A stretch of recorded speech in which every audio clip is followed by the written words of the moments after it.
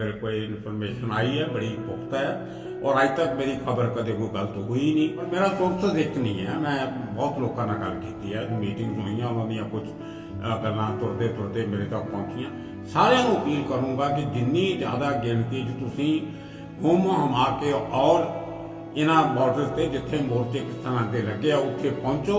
जदों तुसीं घट गए तो सरकार का डंडा मजबूत होएगा। किसान जिहड़े they have nothing to lose, उन्हां कोले गवाउण लई कुछ नहीं है, पर सरकार कोले गवाउण लई सब कुछ है। तुसीं किसानों तकड़े होके रहो, जित तुहाडी है, सरकार नूं हारना पैना। जे तुसीं घट पै गए फिर जित सरकार की हो जानी। सरकार जिहड़ी है वो थोड़ी घबराई हुई है। लोगों को शायद लगता होवे कि सरकार जबरदस्ती करके या तशद्दद करके या पुलिस फोर्स के सिर ते किसानों को उखाड़ सकती है, ये मैनू बिल्कुल नहीं लगता। एक पेश मैं कई बार लोगों को कह चुका पहला भी, एक पेशेंस का सवाल है, जिहदी पेशेंस पहला खत्म होगी वो हार जूगा, जिहदी पेशेंस बरकरार रही वो जित जाऊगा। ते अज सरकार का मैनू पता लग्या मेरे सोर्सेज तो, पोलीटिकल सोर्सेज तो भी ते सरकारी सोर्सेज तो भी, कि अज जी एक अहम मीटिंग दिल्ली च हुई, उहदे च इस समस्या ते बहुत लंबी चौड़ी विचार हुई। जो बड़े सीनियर अफसर और पोलीटिकल जिहड़े हाकम पार्टी के जिहड़े अहुदेदार ने वो भी सीगे। इस समस्या के प्रॉस एंड कॉन्स से बड़ी लंबी चौड़ी बहस हुई। ये की फायदे हो सकते हैं, कि नुकसान हो सकते हैं, उहदे ते चर्चा हुई। और खास तौर पर कल 26 जनवरी के परसों के इशूज़ तो बाद जड़ियाँ जो घटनावां हुई उन्होंने चर्चा हुई।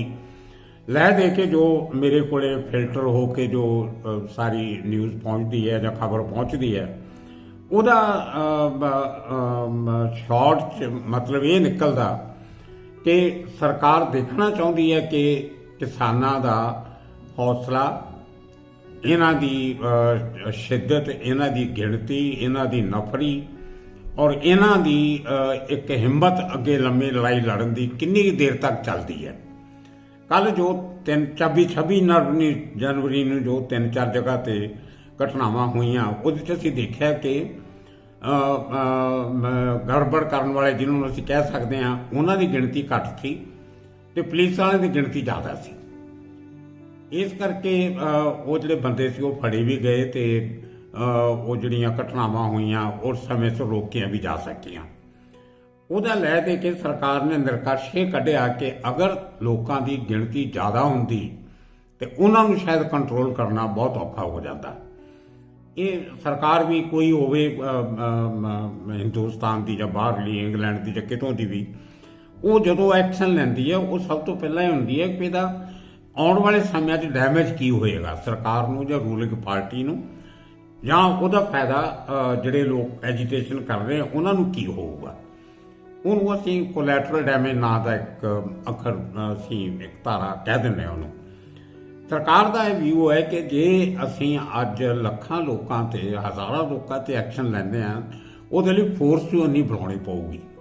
तुसीं अज अगर 1 लाख लोकां दा हजूम है, उन्होंने तुसीं बैठियां नूं उठाउणा चाहुंदे हो, उत्थों खेड़ना चाहुंदे हो, तो तुहानूं घट्टो घट्ट नहीं तो 35-40 हज़ार की फोर्स चाहिए है।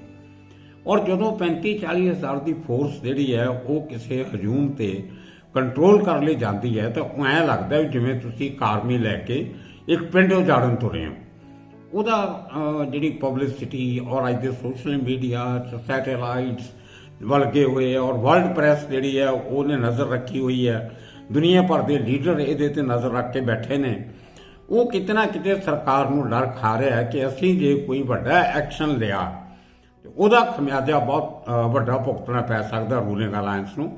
और वो सरकार के दिमाग 'च भी गल है कि इस तो पहला जदों कदे भी इहो जे वड्डे लैवल ते जदों संघर्ष होए ने, उन्होंने दबाउण की कोशिश की गई है, तो उहदा बड़ा बुरा असर होया। असीं 1984 भी देखिया, उदों पहले असीं तेलंगाना दी मूवमेंट्स भी देखियां, तो इस तरह के होर जिहड़े अंदोलन हिंदुस्तान च चले उन्हां दियां असीं जिहड़ी आफ्टर इफैक्ट्स होए वो भी असीं देखे आ।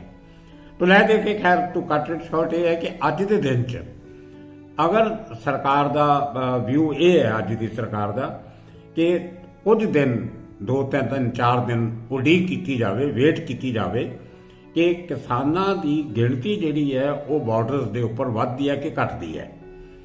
ਉਹ ਦੇਖਣ ਲਈ ਸਰਕਾਰ ਸ਼ਾਇਦ ਇੱਕ ਕੰਮ ਇਹ ਕਰ ਸਕਦੀ ਹੈ ਕਿ ਗਾਜ਼ੀਪੁਰ ਬਾਰਡਰ ਤੇ ਗਿਣਤੀ ਘਟ ਰਹੀ ਹੈ ਕਿਸਾਨਾਂ ਦੀ ਯੂਪੀ 'ਚ, ਉੱਥੇ ਅਗਰ ਸਰਕਾਰ ਦਾ ਆਪਰੇਸ਼ਨ ਜਿਹੜਾ ਉਹ ਕਾਮਯਾਬ ਹੋ ਜਾਂਦਾ ਹੈ, ਘੱਟ ਲੋਕਾਂ ਨੂੰ ਜ਼ਿਆਦਾ ਪੁਲਿਸ ਫੋਰਸ ਲੈ ਕੇ ਉਹਨਾਂ ਨੂੰ ਉੱਥੋਂ ਖਦੇੜਨ ਦੀ ਅਗਰ ਉਹ ਕਾਮਯਾਬ ਹੋ ਜਾਂਦੀ ਹੈ ਤਾਂ ਉਹੀ ਜਿਹੜਾ ਤਰੀਕਾ ਹੈ ਉਹ ਹਰਿਆਣੇ ਵਿੱਚ ਟਿਕਰੀ ਬਾਰਡਰ ਤੇ ਸ਼ੰਭੂ ਬਾਰਡਰ ਤੇ ਅਪਣਾਇਆ ਜਾ ਸਕਦਾ।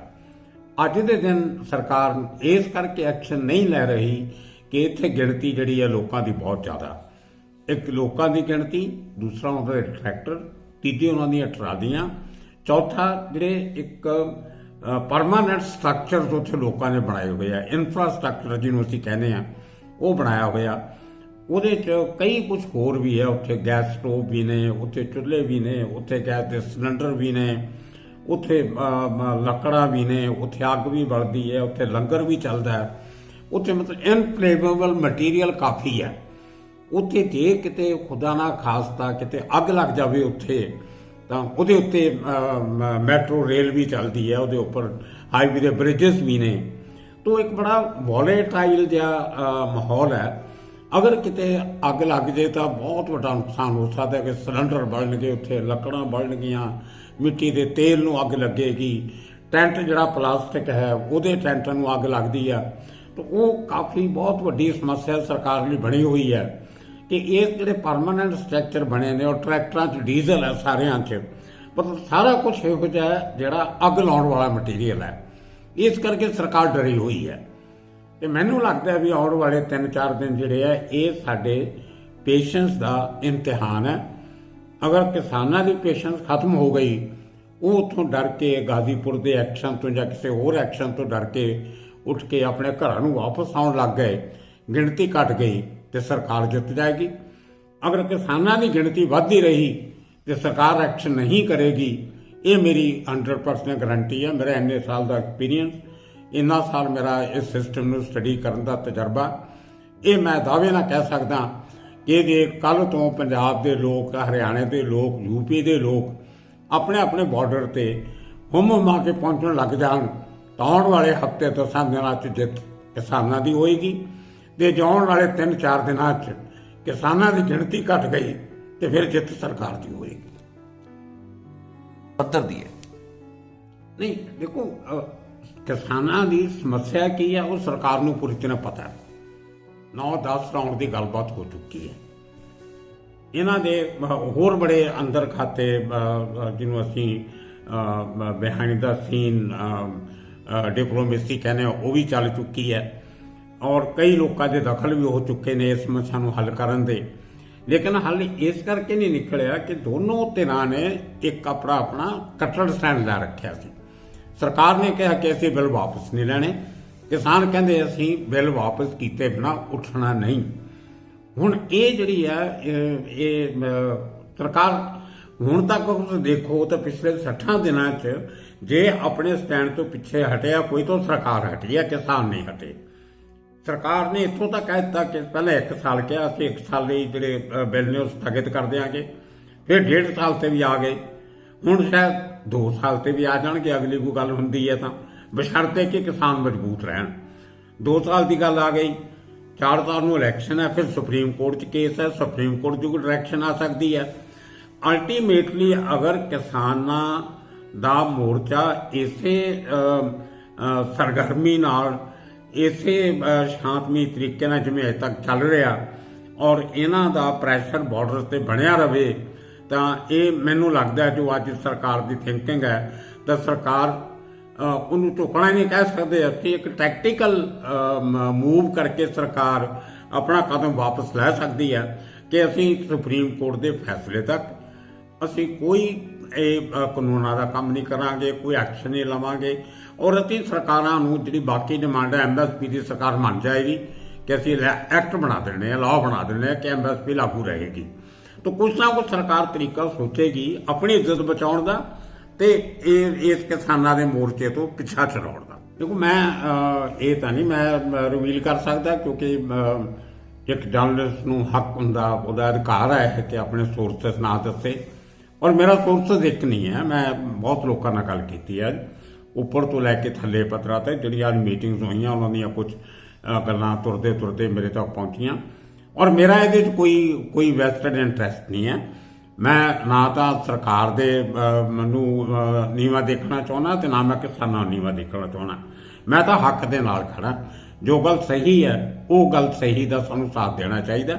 ਔਰ ਇਸ ਕਰਕੇ ਮੈਂ ਪੂਰੀ ਜਨਤਾ ਨੂੰ, ਪੰਜਾਬ, ਹਰਿਆਣਾ, ਹਿਮਾਚਲ, ਰਾਜਸਥਾਨ, ਯੂਪੀ ਦੇ ਕਿਸਾਨਾਂ ਨੂੰ ਔਰ ਜਿਹੜੇ ਉਹਨਾਂ ਦੇ ਸਪੋਰਟਰ ਨੇ, ਕਿਉਂਕਿ ਇਹ ਗੱਲ ਕਿਸਾਨਾਂ ਦੀ ਨਹੀਂ ਹੈ, ਸਾਡੀ ਸਾਰਿਆਂ ਦੀ ਹੈ, ਸਾਰਿਆਂ ਨੂੰ ਅਪੀਲ ਕਰੂੰਗਾ ਕਿ ਜਿੰਨੀ ਜ਼ਿਆਦਾ ਗਿਣਤੀ 'ਚ ਤੁਸੀਂ ਹਮਾ ਕੇ ਔਰ ਇਹਨਾਂ ਬਾਰਡਰਸ ਤੇ ਜਿੱਥੇ ਮੋਰਚੇ ਕਿਸਾਨਾਂ ਦੇ ਲੱਗੇ ਆ ਉੱਥੇ ਪਹੁੰਚੋ, ਕਿਉਂਕਿ ਸਰਕਾਰ ਲੋਕਾਂ ਦੀ ਸਰਕਾਰ ਹੈ ਤੇ ਡਰਦੀ ਵੀ ਲੋਕਾਂ ਤੋਂ ਹੈ। ਜਦੋਂ ਤੁਸੀਂ ਘਟ ਗਏ ਤਾਂ ਸਰਕਾਰ ਦਾ ਡੰਡਾ ਮਜ਼ਬੂਤ ਹੋਏਗਾ, ਜਦੋਂ ਤੁਸੀਂ ਮਜ਼ਬੂਤ ਰਹੇ ਤਾਂ ਸਰਕਾਰ ਨੂੰ ਚੁੱਕਣਾ ਪਏਗਾ। ਇਹ ਗੱਲ ਸਰਕਾਰ ਪੂਰੀ ਤਰ੍ਹਾਂ ਸਮਝ ਚੁੱਕੀ ਹੈ, but they are just waiting for time. ਉਹ ਟਾਈਮ ਦੇਖਣਾ ਚਾਹੁੰਦੇ ਆ ਕਿ ਪਹਿਲਾਂ ਕੌਣ ਝੁਕਦਾ। ਇਹ ਕੀ ਕਿਸਾਨ ਕਮਜ਼ੋਰ ਪੈਂਦੇ ਆ, ਕੀ ਕਿਸਾਨ ਡਰ ਕੇ ਉੱਥੋਂ ਭੱਜਣਗੇ? ਮੈਨੂੰ ਲੱਗਦਾ ਨਹੀਂ ਭੱਜਣਗੇ, ਸਰਕਾਰ ਨੂੰ ਪਤਾ ਨਹੀਂ ਭੱਜਣਗੇ, ਕਿਉਂਕਿ ਜਿੰਨੀਆਂ ਮੁਸ਼ਕਲਾਂ ਇਹਨਾਂ ਨੇ ਸਰਦੀਆਂ 'ਚ ਪਿਛਲੇ 2 ਮਹੀਨੇ ਬਰਦਾਸ਼ਤ ਕਰ ਲਈਆਂ, ਉਹ ਮੁਸ਼ਕਲਾਂ ਅੱਗੇ ਘਟਣੀਆਂ, ਵਧਣੀਆਂ ਨਹੀਂ ਆ। ਅੱਗੇ ਇਹ ਮੁਸ਼ਕਲਾਂ ਘਟਣਗੀਆਂ। ਔਰ ਅਪ੍ਰੈਲ ਤੱਕ ਜਦੋਂ ਫਸਲ ਕੱਟਣ ਦਾ ਸਮਾਂ ਆਉਣਾ, ਉਦੋਂ ਤੱਕ ਕਿਸਾਨਾਂ ਕੋਲੇ ਬਹੁਤ ਵਿਹਲਾ ਟਾਈਮ ਵੀ ਹੈਗਾ, ਬੈਠਣ ਲਈ ਉਹਨਾਂ ਦਾ ਕੋਈ ਨੁਕਸਾਨ ਨਹੀਂ ਹੈ। ਕਿਸਾਨ ਜਿਹੜੇ they have nothing to loose, ਉਹਨਾਂ ਕੋਲੇ ਗਵਾਉਣ ਲਈ ਕੁਝ ਨਹੀਂ ਹੈ, ਪਰ ਸਰਕਾਰ ਕੋਲੇ ਗਵਾਉਣ ਲਈ ਸਭ ਕੁਝ ਹੈ। ਸਰਕਾਰ ਦਾ ਇੱਕ ਇੰਟਰਨੈਸ਼ਨਲ ਲੈਵਲ ਤੇ ਜੋ ਪੂਰੀ ਬਦਨਾਮੀ ਦੇਸ਼ ਦੀ ਹੋ ਰਹੀ ਹੈ, ਜੋ ਨੈਸ਼ਨਲ ਲੈਵਲ ਤੇ ਹੋ ਰਹੀ ਹੈ, ਜੋ ਐਡਮਿਨਿਸਟ੍ਰੇਸ਼ਨ ਲੈਵਲ ਤੇ ਹੋ ਰਹੀ ਹੈ, ਜੋ ਪੋਲੀਟੀਕਲ ਲੈਵਲ ਤੇ ਹੋ ਰਹੀ ਹੈ, ਉਹ ਸਰਕਾਰ ਉਹ ਤੋਂ ਹੁਣ ਪਿੱਛਾ ਛੁਡਾਉਣਾ ਚਾਹੁੰਦੀ ਹੈ। ਇਹ ਮੇਰੇ ਕੋਲੇ ਖਬਰ ਜਿਹੜੀ ਹੈ ਅੰਦਰੂਨੀ ਸੋਰਸਾਂ ਤੋਂ ਪਹੁੰਚੀ ਹੈ। ਮੈਂ ਅੱਜ ਤੱਕ ਕਦੇ ਇਸ ਮੁੱਦੇ ਤੇ ਗੱਲ ਨਹੀਂ ਕੀਤੀ, ਕਿਉਂਕਿ ਮੇਰੇ ਕੋਲੇ ਕੋਈ ਅੰਦਰਲੀ ਜਾਣਕਾਰੀ ਨਹੀਂ ਸੀ, ਨਾ ਮੈਂ ਇੰਨਾ ਕਦੇ ਇੰਟਰਸਟ ਲਿਆ ਸੀ, ਕਿਉਂਕਿ ਮੈਂ ਇੱਕ ਰਿਟਾਇਰਡ ਲਾਈਫ ਜੀ ਰਿਹਾ ਸੀ ਆਪਣੀ। ਪਰ ਇਹ ਮੂਵਮੈਂਟ ਦੇਖ ਕੇ ਮੈਂ ਖੁਦ ਟਿਕਰੀ ਬਾਰਡਰ ਗਿਆ, ਉਹਨਾਂ ਦੇ ਮੈਂ ਹਾਲਾਤ ਦੇਖੇ, ਇਹਨਾਂ ਦੀਆਂ ਮੱਗਾਂ ਸਮਝਣ ਦੀ ਕੋਸ਼ਿਸ਼ ਕੀਤੀ। ਉਹ ਸਭ ਦੇਖਣ ਤੋਂ ਬਾਅਦ ਮੈਂ ਥੋੜਾ ਇੰਟਰਸਟ ਲੈਣਾ ਸ਼ੁਰੂ ਕੀਤਾ। ਪਿਛਲੇ ਦਿਨਾਂ 'ਚ ਮੈਂ ਆਪਣੇ ਸੋਰਸਸ ਰਿਵਾਈਵ ਕੀਤੇ, ਮੈਂ ਆਪਣੇ ਸੋਰਸਸ ਨਾਲ ਦੁਬਾਰਾ ਗੱਲਾਂ ਬਾਤਾਂ ਕਰਨੀਆਂ ਸ਼ੁਰੂ ਕੀਤੀਆਂ, ਕਿਉਂਕਿ ਮੈਂ ਕਿਸੇ ਅਖਬਾਰ 'ਚ ਕੰਮ ਨਹੀਂ ਕਰਦਾ, ਇਸ ਕਰਕੇ ਮੈਂ ਗੱਲਾਂ ਲਿਖ ਨਹੀਂ ਸਕਿਆ। ਇਸ ਕਰਕੇ ਮੈਂ ਇਸ ਵੀਡੀਓ ਦੇ ਮਾਧਿਅਮ ਨਾਲ ਇਹ ਮੇਰੀ ਜਿਹੜੀ ਮੇਰੇ ਕੋਲ ਇਨਫੋਰਮੇਸ਼ਨ ਆਈ ਹੈ ਬੜੀ ਪੁਖਤਾ ਹੈ, ਔਰ ਅੱਜ ਤੱਕ ਮੇਰੀ ਖਬਰ ਕਦੇ ਕੋਈ ਗਲਤ ਹੋਈ ਨਹੀਂ। ਮੈਂ ਇਹ ਗੱਲ ਦਾ ਵੀ ਯਕੀਨ ਲੋਕਾਂ ਨੂੰ ਦਵਾ ਸਕਦਾ। ਸੋ ਮੇਰੀ ਅਪੀਲ ਇਹੀ ਹੈ ਕਿ ਤੁਸੀਂ ਕਿਸਾਨੋਂ ਤਕੜੇ ਹੋ ਕੇ ਰਹੋ, ਜਿੱਤ ਤੁਹਾਡੀ ਹੈ, ਸਰਕਾਰ ਨੂੰ ਹਾਰਨਾ ਪੈਣਾ। ਜੇ ਤੁਸੀਂ ਘੱਟ ਪੈ ਗਏ ਫਿਰ ਜਿੱਤ ਸਰਕਾਰ ਦੀ ਹੋ ਜਾਣੀ।